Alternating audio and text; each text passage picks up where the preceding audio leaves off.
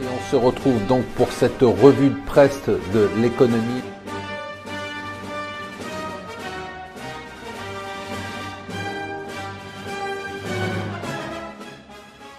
Bonjour et bienvenue sur Mon Financier pour la revue de presse de l'Écho. Nous sommes le vendredi 16 décembre.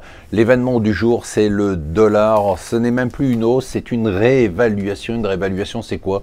C'est un changement de parité brutal et rapide. C'est ce à quoi on assiste en ce moment. Le dollar est au plus haut depuis 14 ans contre un panier de monnaie, il écrase tout sur son passage, il écrase le yen, il écrase le yuan au plus bas depuis 8 ans, il écrase les devises des pays émergents et il écrase même l'euro qui est en dessous de 1,04.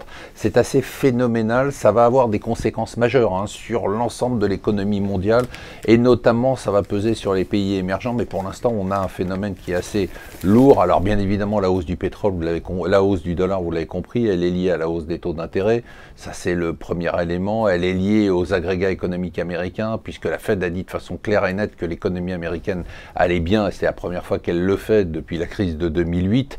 Et ensuite, bien évidemment, à l'attente des effets de Trump, du coup, sur les marchés, c'est un vrai séisme auquel on assiste dans tous les sens. Alors, ce qui est très intéressant, c'est de voir que les indices boursiers, généralement, quand les taux d'intérêt remontent, et ils remontent, puisque le 10 ans américain est retourné à 2,60%, c'est un mouvement majeur, les indices boursiers baissent, mais là, les indices boursiers continuent à monter, ils ont bien progressé hier, ils ont rebondi après le coup de mou de mercredi. On est toujours proche des records et on attendra toujours les 20 000 sur le Dow Jones, qui sera considéré comme une étape fatidique et très importante.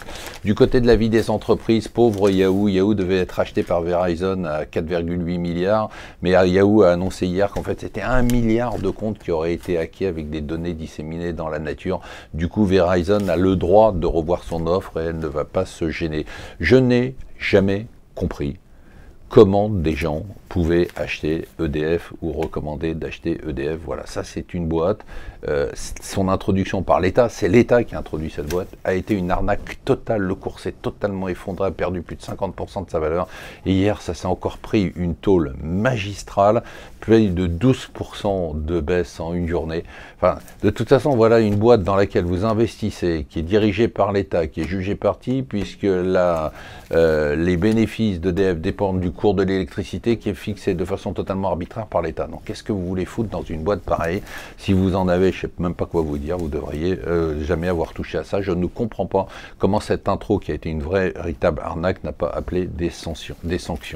Les actions gratuites, bon, ça devait être terrible. Je vous rappelle qu'il y a un projet de loi qui a été voté en Assemblée pour les flinguer. Il y a eu un compromis qui est à l'image de ces 5 ans de gouvernement, c'est-à-dire qu'on n'y comprend rien, on essaye de faire une réforme, on la modifie, puis finalement c'est une usine à gaz qui est quand même un tout petit peu favorable, plus favorable que ce qui avait été voté, qui était confiscatoire. Parlant d'usine à gaz et en parlant du gouvernement des 5 dernières années, je sais qu'en ce moment la cote de popularité de Hollande remonte et qu'on a un peu pitié pour lui et que les gens ont tendance à dire qu'il ne faut pas tirer sur une ambulance, mais quand même on a perdu 5 ans quand vous voyez les prévisions de l'INSEE qui nous disent la croissance en 2016 ne sera que de 1,2%, révisé encore à la baisse. L'année prochaine, on aura du mal à aller à 1,5%.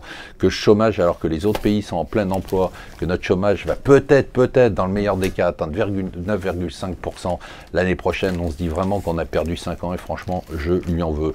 Ce soir, n'oubliez pas qu'on a C'est votre argent. Ça sera un C'est votre argent exceptionnel puisque c'est le dernier de l'année et qu'on va vous donner les perspectives pour 2017, tant en matière d'économie que de marché financier. Voilà, restez avec nous sur Mon Financier. Je vous souhaite une bonne journée.